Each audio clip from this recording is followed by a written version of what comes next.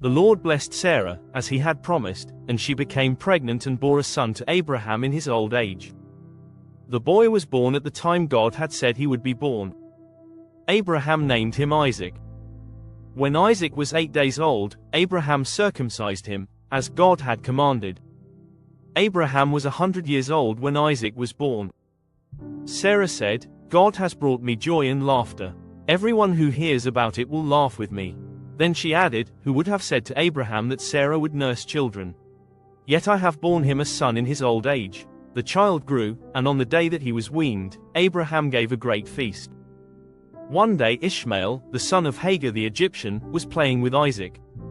Sarah saw them and said to Abraham, "Send this slave and her son away. The son of this woman must not inherit with my son Isaac."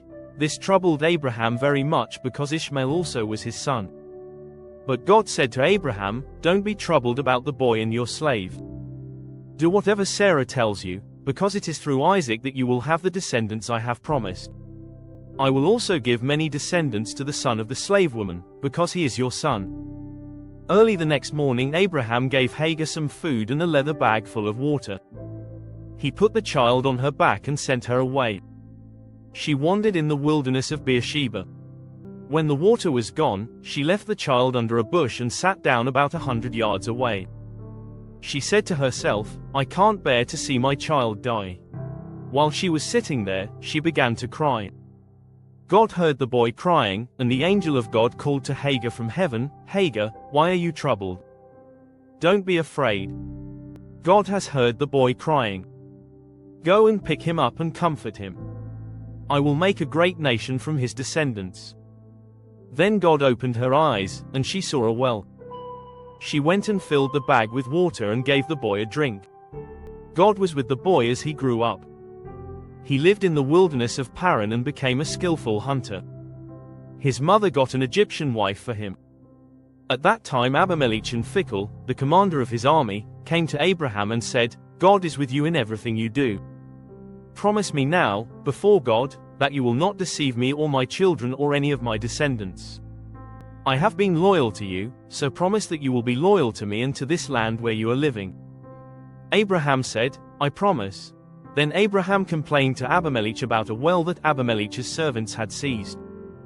Abimelech said, "I don't know who did this. You didn't tell me, and this is the first I've heard of it." Then Abraham gave Abimelech some sheep and cattle, and they made an agreement. Abraham separated 7 lambs from the flock, and Abimelech asked, "Why did you do that?" Abraham answered, "Accept these lambs as proof that I dug this well." So the place was called Beersheba, because it was there that the 2 men made a vow. After they made their agreement, Abimelech and Phicol went back to Philistia. Then Abraham planted a tamarisk tree in Beersheba and worshipped the Lord, the everlasting God. Abraham lived in Philistia for a long time. Sometime later God tested Abraham. He called to him, "Abraham." "Yes," he answered. God said, "Take your son, your only son Isaac, whom you love so much, and go to the land of Moriah. Sacrifice him there as a burnt offering on a mountain I will show you." Early the next morning Abraham cut some wood for the offering, saddled his donkey, and took Isaac and 2 servants. They started out for the place God had told him about. On the 3rd day Abraham saw the place in the distance. Then he said to the servants, "Stay here with the donkey. The boy and I will go up there and worship and then come back to you." Abraham made Isaac carry the wood for the offering, and he carried a knife and live coals. As they walked along, Isaac said, "Father." "Yes, my son," Abraham answered. "I see the fire and the wood, but where is the lamb for the offering?" Abraham answered, "God himself will provide one." And the 2 of them walked on together. When they came to the place God had told him about, Abraham built an altar and arranged the wood on it. He tied up his son and placed him on the altar, on top of the wood. Then he picked up the knife to kill him. But the angel of the Lord called to him from heaven, "Abraham." "Abraham." "Yes," he answered. "Don't hurt the boy or do anything to him," the angel said. "Now I know that you honor and obey God, because you have not kept back your only son from him." Abraham looked around and saw a ram caught in a bush. He went and took it and offered it as a burnt offering instead of his son. He named that place, "The Lord Provides." And even today people say, on the Lord's mountain he provides. The angel of the Lord called to Abraham again from heaven, I make a vow by myself that I will bless you and give you many descendants, like the stars in the sky or grains of sand on the seashore. They will conquer their enemies. All nations will ask me to bless them as I have blessed your descendants, all because you obeyed my command. Abraham went back to his servants, and they returned to Beersheba. Abraham settled in Beersheba. Some time later, Abraham received the news, Milcah has borne children to your brother Nahor. Uzed was the first, then Buz, Kemuel, the ancestor of the Arameans, Chest, Hazo, Puldash, Jidlith, and Bethuel. Bethuel became the father of Rebekah. Milcah had these 8 sons by Nahor, Abraham's brother. Reumah, Nahor's concubine, bore Tebah, Gaham, Tahash, and Maacah. Sarah lived to be 127 years old. She died at Hebron in the land of Canaan, and Abraham mourned her death. He left the place where his wife's body was lying, went to the Hittites, and said, I am a foreigner living here among you. Sell me some land, so that I can bury my wife. They answered, Listen, sir, we look upon you as a mighty prince. Bury your wife in the best grave we have. Not one of us will refuse you. Then Abraham bowed before them and said, If you are willing, let me talk to Ephron, son of Zohar. Ask him to sell me Machpelah cave, at the edge of his field. I will pay full price. Ephron was sitting there with the others and answered, No, sir, I will give you the field and the cave in it. In the presence of my people, I give it to you. Bury your wife. Abraham bowed again and said, If you are willing, let me pay you. Tell me the price. Ephron answered, The land is worth 400 pieces of silver, but what is there between us? So Abraham agreed and weighed out the silver. He bought the field and the cave in it, with all the trees, and it became his property. There in the cave at Machpelah east of Mamre, that is, Hebron, Abraham buried his wife Sarah. So the field and the cave were legally transferred to Abraham for a burial place. Abraham was now very old, and the Lord had blessed him in everything he did.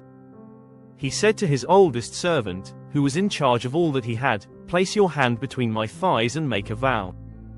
I want you to swear by the Lord, the God of heaven and earth, that you will not choose a wife for my son from among the women of this land, the Canaanites. Go instead to my homeland, to my relatives, and find a wife for my son Isaac. The servant asked, What if the young woman is unwilling to come with me to this land? Should I take your son back to the land you came from? Abraham answered, Make sure you don't take my son back there.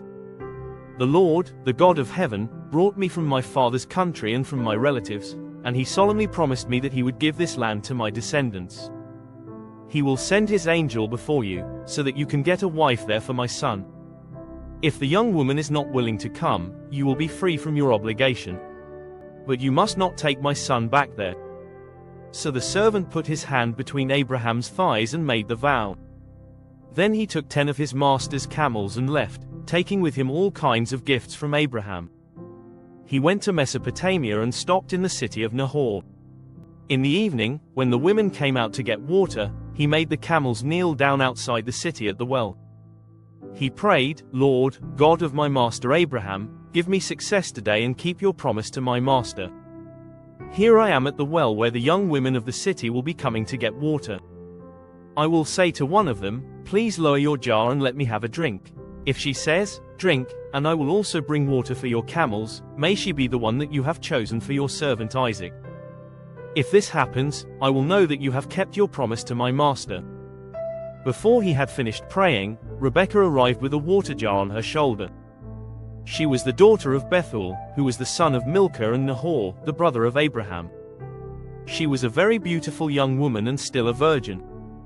She went down to the well, filled her jar, and came back.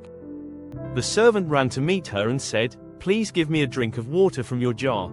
She said, Drink, sir, and quickly lowered her jar from her shoulder and held it while he drank. After he had finished, she said, I will also bring water for your camels and let them have all they want. She quickly emptied her jar into the water trough and ran to the well to get more water, until she had watered all his camels. The man kept watching her in silence, to see if the Lord had given him success. When the camels had finished drinking, the man took a gold ring and put it in her nose, and put 2 large gold bracelets on her arms. He said, "Please tell me who your father is. Is there room in his house for my men and me to spend the night?" She answered, "My father is Bethuel, son of Nahor and Milcah. There is plenty of straw and fodder at our house, and a place for you to stay."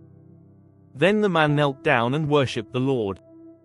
He said, "Praise the Lord, the God of my master Abraham, who has faithfully kept his promise to my master. The Lord has led me straight to my master's relatives." The young woman ran to her mother's house and told the whole story. Now Rebekah had a brother named Laban, and he ran outside to go to the well where Abraham's servant was. He had seen the nose ring and the bracelets on his sister's arms, and had heard her tell what the man had said to her. He went to Abraham's servant, who was standing by his camels at the well, and said, "Come home with me. You are a man whom the Lord has blessed. Why are you standing out here? I have a room ready for you and a place for your camels." So the man went into the house, and Laban unloaded the camels and gave them straw and fodder. He brought water for Abraham's servant and his men to wash their feet. Then food was brought. But the man said, "I will not eat until I have said what I have to say." "Go ahead and speak," Laban said. "I am the servant of Abraham," he began. "The Lord has greatly blessed my master and made him a rich man. The Lord has given him sheep and cattle, silver and gold, servants, camels, and donkeys. Sarah, my master's wife, bore him a son in her old age, and my master has given everything he owns to that son. My master made me promise to obey his command. He said, 'Do not choose a wife for my son from among the young women in this land of Canaan. Instead, go to my father's people, to my relatives, and choose a wife for my son.' I asked my master, 'What if the young woman will not come with me?' He answered, 'The Lord, whom I have always obeyed, will send his angel with you and give you success. You will get a wife for my son from among my relatives, from my father's family. There is only one condition. If the young woman is not willing to come with you, you will be free from your promise.' So I came to the well today and prayed, 'Lord, God of my master Abraham, please give me success on this trip. Here I am at a well. I will say to a young woman, please give me a drink, and if she offers also to water my camels, may she be the one you have chosen.' Before I had finished praying, Rebekah came along with her jar on her shoulder. She went down to the well and got water. I said to her, 'Please give me a drink.' She quickly lowered her jar and said, 'Drink, and I will also water your camels.' So I drank, and she watered the camels. I asked her, 'Who is your father?' She replied, 'Bethuel, the son of Nahor and Milcah.' Then I put the ring in her nose and the bracelets on her arms. I knelt and worshipped the Lord. I praised the Lord, the God of my master Abraham, who had led me straight to my master's relative. Now, tell me if you are going to be kind and faithful to my master. If not, say so that I will know what to do." Laban and Bethuel answered, "Since this matter comes from the Lord, it is not for us to make a decision. Here is Rebekah, take her and go. Let her become the wife of your master's son, as the Lord has said." When Abraham's servant heard this, he bowed down and gave thanks to the Lord. He brought out clothing and silver and gold jewelry and gave them to Rebekah. He also gave expensive gifts to her brother and her mother. Then he and the men with him ate and drank and spent the night there. The next morning he got up and said, "Let me go back to my master." But Rebekah's brother and mother said, "Let her stay with us a week or 10 days, and then she may go." But he said, "Don't delay me. The Lord has made my trip a success. Let me go back to my master." They said, "Let's call Rebekah and ask her." They called her and asked, "Will you go with this man?" "Yes," she answered. So they let Rebekah and her old nurse go with Abraham's servant and his men.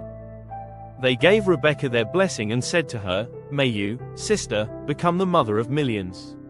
May your descendants defeat their enemies." Then Rebekah and her servant women mounted the camels and followed the man, and the servant took Rebekah and left. Isaac had come into the wilderness of the well of the living one who sees me, and was living in the southern part of Canaan. He went out in the early evening to walk in the fields and saw camels coming.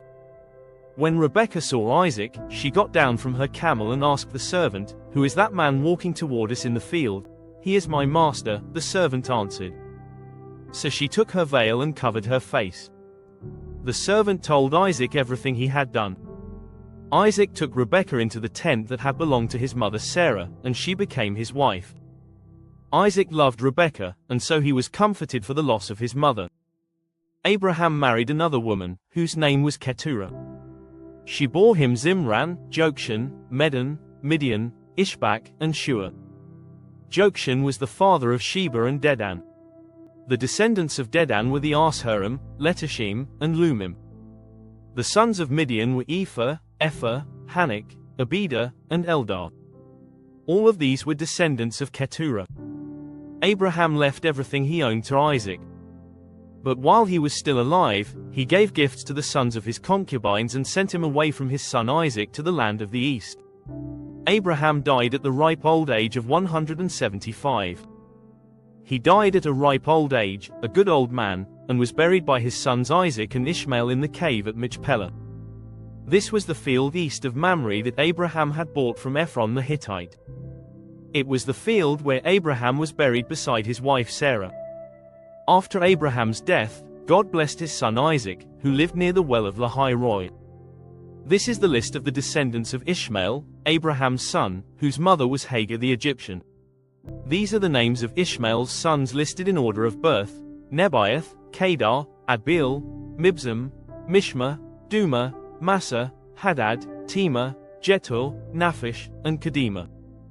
Ishmael had 12 sons, and they were the founders of 12 tribes. They lived in the area from Havilah to Shur, east of Egypt on the way to Assyria. Ishmael lived 137 years and died. This is the story of Isaac. Isaac was 40 years old when he married Rebekah, the daughter of Bethuel the Aramean and sister of Laban. Because Rebekah had no children, Isaac prayed to the Lord for her. The Lord answered his prayer, and she became pregnant. She was going to have twins, and before they were born, they struggled with each other.